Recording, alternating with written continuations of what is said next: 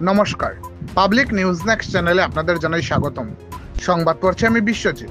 ইতিমধ্যে আমাদের প্রচারিত সংবাদে আমরা জামালপুরের ভিনধর্মী কর্তৃক একটি ধর্ষণের ঘটনাটি আমরা আপনাদের সম্মুখে তুলে ধরেছি।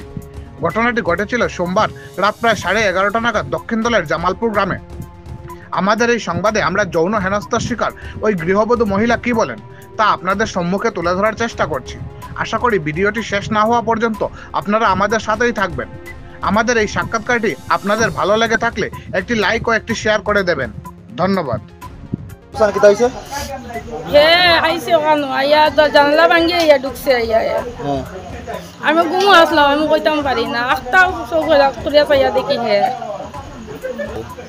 জবরদস্তি এরকম এরকম করছে, জবরদস্তি করছে তোমার লগে। হয় কে চিনো নি তারে? তুমি চিনি না।